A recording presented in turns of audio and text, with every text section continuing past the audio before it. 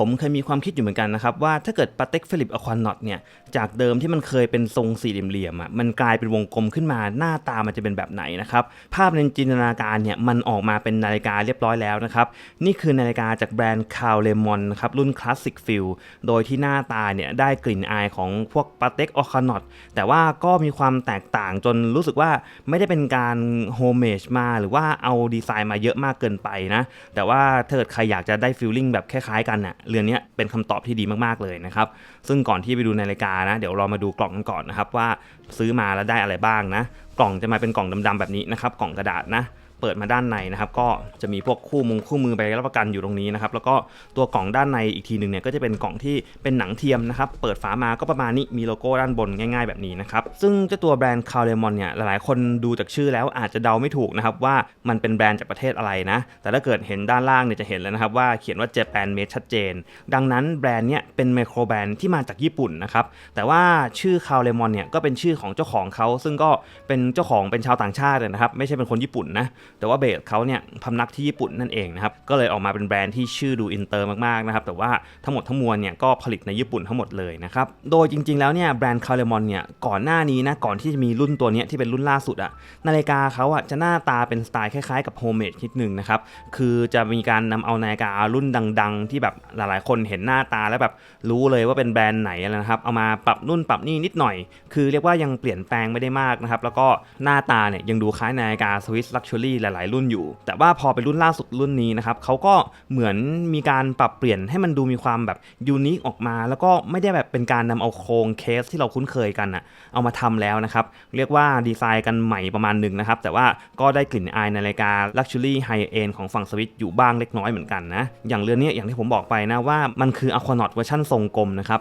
บเพราะว่าถ้าเกิดเรามองที่ด้านในเนี่ยรายละเอียดตัวเลขมันก็จะแบบมีความคล้ายๆกันอะการใช้มาร์กเกอร์สี่เหลี่ยมนะครับการใช้ตัวเลขฟอนต์เล็กๆแบบนี้กลิ่นอายมันมีความแบบเป็นอะควานอตประมาณหนึ่งนะแต่ก็ไม่ได้ถอดแบบมา 100% ขนาดนั้นนะครับเรียกว่าหยิบเอาแค่บางส่วนแล้วก็กลิ่นอายโดยภาพรวมมาใช้แล้วก็การที่ตัวเคสเนี่ยมันเป็นทรงกลมแบบนี้มันก็เหมือนเป็นการหนีจากดีไซน์ที่เราคุ้นเคยกันของอะควานอตได้เป็นอย่างดีนะครับก็ค่อนข้างจะดูเป็นทรงแบบใหม่ละแล้วก็ตัวขอบเบเซลเนี่ยจะมาแนวบางๆมากๆเลยแล้วก็มาร์กเกอร์ด้านในเนี่ยจะเป็นแอปพลายมาร์กเกอร์นะครับตัวเลขตัวสี่เหลี่ยมทั้งหลายเนี่ยก็จะเป็นแบบมีความนูนๆขึ้นมาด้วยซึ่งก็มีรูมาให้นะครับเรือนนี้ดูเวลาในที่มืดได้โอเคเลยนะอันนี้ถือว่าใช้งานได้ดีมากแล้วก็สเปคกันน้ำของเรือนนี้เนี่ยจะเขียนตรงนี้ว่าเป็น100เมตรนะครับก็ถือว่าค่อนข้างจะไปได้ทุกสถานการณ์เลยส่วนด้านบนเนี่ยก็จะมีโลโก้ของคาร์เลมอนอยู่แบบนี้นะครับแล้วก็มีชื่อรุ่นคลาสสิกฟิลซึ่งตรงนี้ผมอาจจะรู้สึกว่ามันกระจุกกันนิดนึงนะครับรู้สึกว่าแบบดีเทลมันเยอะไปหน่อยจริงๆเขาอาจจะเอาตัวที่มันเป็นโลโก้ KL กับด้านเนี่ยเอาออกไปเลยก็ได้นะครับเขียนแค่ฟอนต์อย่างเดียวก็ได้เหมือนกันนะผมว่ามันน่าจะดูคลีนกว่านี้นะครับส่วนรายละเอียดอื่นๆนะครับตัวกระจกก็เป็นซัฟไฟร์คริสตัลแล้วก็ตัดแสงมาได้กลางๆนะครับยังสะท้อนอยู่บ้างไม่ได้ตัดได้เกลี้ยงนะแต่ว่าโดยภาพรวมก็เห็นหน้าปัดด้านในที่มันเป็นสีดำซันเบิร์สได้โอเคชัดเจนดีเหมือนกันนะครับส่วนทรงเคสเนี่ยจะมาแนวสลิมโปรไฟล์มากๆนะครับคือตัวเคสเนี่ยจะรู้สึกแบบบางๆเลยนะครับเป็นทรงแบบยาวๆเป็นแบนแบบนี้นะครับแล้วก็ปลายลักโค้งดีมากแล้วก็ส่วนตัวขอบเนี่ยจะยกขึ้นมาเป็นการขัดเงาแบบนี้คือมันเหมือนแยกเลเยอร์กันชัดเจนมากระหว่างตัวขอบเบเซลกับตัวเคสนะครับแล้วก็เม็ดมะยมเนี่ยเป็นสกรูดาวคราวด้วยสามารถคลายออกมานะครับหลังจากนั้นขึ้นลานด้วยมือได้ตัวเครื่องเนี่ยเป็นมิโยต้า9039นะครับถือว่าเป็นเครื่องนึงที่ค่อนข้างจะบางระดับหนึ่งแล้วนะทำให้นาฬิกาเนี่ยมันออกมาไซส์แบบเล็กๆได้แบบนี้นะครับแล้วก็ดึงมาทีนึงเนี่ยก็เป็นการหมุนตั้งเวลาได้เลยนะอันนี้ใช้งานง่ายๆเลยไม่มีช่องวันที่มาให้นะครับดูเวลาอย่างเดียวส่วนฟ้าหลังก็ปิดทึบมาแบบนี้นะครับไม่ได้โชว์เครื่องอะไรนะรอบๆมีสเปคบอกไว้เล็กน้อยนะไม่ได้มีดีเทลอะไรมากคือแบบมาเรียบๆเลยแล้วก็ส่วนที่ผมว่ามันเป็นไฮไลท์เนี่ยน่าจะเป็นเรื่องของขนาดนี่แหละนะครับขนาดตัวเรือนเนี่ยออกมาประมาณ38มิลเท่านั้นความหนาเนี่ยถือว่าดีมากนะครับอยู่ที่9.7มิลส่วนลักทูลักถ้าเกิดวัดจากตัวขาลักนะครับอยู่ที่ประมาณ46มิลซึ่งถือว่าโอเคนะแต่ว่าตัวสายเนี่ยแน่นอนว่ามีการแทงออกมานะครับมีความโค้งยื่นออกมาวัดออกมาเนี่ยจะตกอยู่ประมาณ57มิลซึ่งถือว่าเป็นความกลางใกล้ๆกับพวกปาเต็กอะควานอต38มิลที่ผมมีเลยนะครับคือฟีลลิ่งมันใกล้กันมากนะครับต่างกันแค่หน้าปัดเนี่ยที่เป็นทรงกลมเท่านั้นนะครับส่วนตัวสายเนี่ยก็จะเป็นสายที่มีการใช้ texture แนวสปอร์ตมาแบบนี้นะครับซึ่งลายสายแบบนี้ผมก็จะเคยเห็นกับพวก สาย after market ที่คนมักจะซื้อไปเปลี่ยนกับพวก Aquanaut กันนะคือปกติแล้วเนี่ยนาฬิกา Patek Aquanaut ลายสายมันจะเป็นลายตารางเป็นแบบช็อกโกแลตบาร์ใช่ไหมครับแต่ว่าอันเนี้ยมันเหมือนเป็นสายที่เวลาคนซื้อ Patek Aquanaut อ่ะแล้วเขาอยากได้สายสีอื่นๆเช่นสีส้มสีขาวสีแปลกๆที่ Patek ไม่มีขายอ่ะสาย after market อ่ะมันจะมาเป็นลายแบบนี้กันซะเยอะนะครับดังนั้นพอผมเห็นปั๊บเนี่ยผมก็คุ้นเคยเลยนะครับเพราะว่าผมก็เห็นคนใช้ Aquanaut แล้วแบบเอาสายแบบนี้มาเปลี่ยนใส่กันบ่อยอยู่แล้วนะครับดังนั้นพอลายเดียวกันมาอยู่กับเรือนนี้ก็ยิ่งเข้ากับนาฬิกาได้ดีมากๆนะแล้วก็ตัวบัคเกิลเนี่ยจะเป็นแบบหัวเข็มขัดแบบนี้นะครับไม่ได้เป็นระบบพินไม่ได้เป็นแบบปีกผีเสื้ออะไรซึ่งก็ถือว่าใช้งานได้ดีนะแล้วก็รูสายเนี่ยให้มาค่อนข้างจะเยอะด้วยนะครับค่อนข้างจะเพียงพอสำหรับคนข้อมือเล็กเลยส่วนน้ำหนักก็ช่างออกมาเนี่ยอยู่ที่ประมาณ69 กรัมนะครับตีว่า70 กรัมก็ได้อยู่บนข้อมือ 5.75 นิ้วหรือว่า 14.5 เซนนะครับผมใส่เนี่ยประมาณรูที่2จากด้านในนะครับยังไม่ต้องรูในสุดนะซึ่งแน่นอนคนข้อมือ 5.5 นิ้วทั่วเนี่ยก็ยังใส่ได้นะครับแต่ถ้าเกิดต่ำกว่า 5.5 นิ้วเนี่ยอาจจะต้องเจาะรูเพิ่มละคือฟีลลิ่งผมนะจากที่ผมเป็นคนที่ใช้ Aquanaut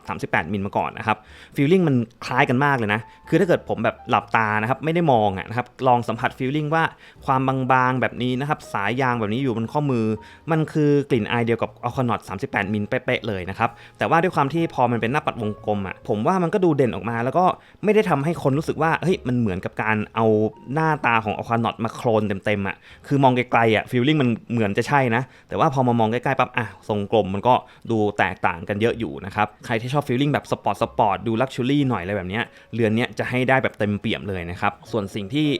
ที่อาจจะกวนใจเล็กน้อยจากการใช้งานก็อาจจะมีแค่เรื่องตัวสายที่ texture เนี่ยมันจะหนืดเหนียวหน่อยซึ่งมันจะเจอฝุ่นได้ง่ายมากนะครับสมมุติว่าเพื่อนๆใช้งานไปนะครับแล้วแบบฝุ่นขาวๆมันมาเกาะมันจะเห็นชัดมากแบบนี้นะซึ่งพอ texture มันเหนียวมันก็จะแบบเอานิ้วลูบออกได้ยากมากนะครับเพื่อนๆอาจจะต้องเอาน้ำมันล้างอะไรแบบนี้เพื่อคลีนพวกนี้มันออกไปนะหรือไม่ก็หมั่นเอาผ้าเปียกๆที่ชู่เปียกมาเช็ดซะหน่อยอะไรแบบนี้นะครับซึ่งก็เป็นจุดหนึ่งเลยที่ผมรู้สึกว่าผมต้องมาทำบ่อยนิดนึงเพราะว่า texture สายเนี่ยแข็งเหนียวประมาณนึงไม่ได้แบบมานิ่มมาซอฟแล้วก็พวกร่องมันเยอะด้วยคือพอร่องมันเยอะปั๊บเนี่ยมันก็จะดูดฝุ่นอยู่แล้วอันนี้เรื่องปกตินะครับแล้วก็เรื่องความกลางถือว่า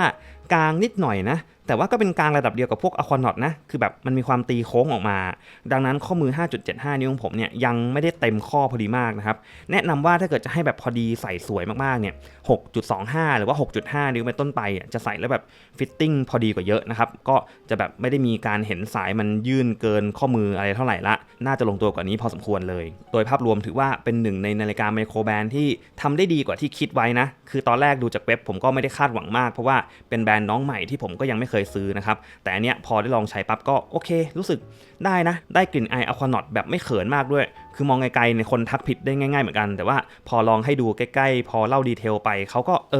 ค่อนข้างจะเซอร์ไพรส์แล้วก็ประทับใจเรือนนี้ได้ไม่ยากเหมือนกันนะครับถือว่าเป็นหนึ่งในแบรนด์ญี่ปุ่นที่หลายๆคนอาจจะไม่เคยได้ยินมาก่อนแต่ก็หลังจากคลิปนี้ก็ลองไปดูเว็บเขาได้นะครับเขาก็มีหลายเรือนเหมือนกันแต่ถ้าเกิดอยากจะเอาแบบเซฟไม่อยากโดนคนแซวเยอะนะครับผมว่าเรือนนี้น่าจะตอบโจทย์ที่สุดเพราะว่าเรือนอื่นเนี่ยมันค่อนข้างจะโฮมเมดมากๆนะซึ่งผมเนี่ยไม่ค่อยซื้อนาฬิกาแนวโฮมเมดที่แบบเรียกว่าเอาดีไซน์มาแบบ1 ต่อ 1สักเท่าไหร่อยู่แล้วนะครับอย่างอันเนี้ยมันยังพออัดแอปมีทรงกลมอยู่บ้างคือเหมือนมีการใช้จินตนาการอยู่บ้างว่าถ้าเกิดAquanautทรงเหลี่ยมมันกลายเป็นทรงกลมเนี่ยมันจะเป็นยังไงมันก็ออกมาเป็นแบบนี้ซึ่งก็โอเคลงตัวดีนะครับสวยงามดีส่วนราคาเนี่ยจากหน้าเว็บไซต์เขานะครับอยู่ที่550 เหรียญนะคุณเป็นเงินไทยรวมภาษีนำเข้าทุกอย่างแล้วเนี่ยเบ็ดเสร็จจะตกอยู่ประมาณ 22,000 นิดๆแถวๆนี้นะครับยังไงก็ลองไปคำนวณดูได้นะครับอันนี้ต้องสั่งจากเว็บต่างประเทศนะในไทยยังไม่มีตัวแทนจำหน่ายนะครับสำหรับรีวิวนี้ก็ประมาณนี้นะครับแล้วเจอกันใหม่คลิปหน้าครับสวัสดีครับ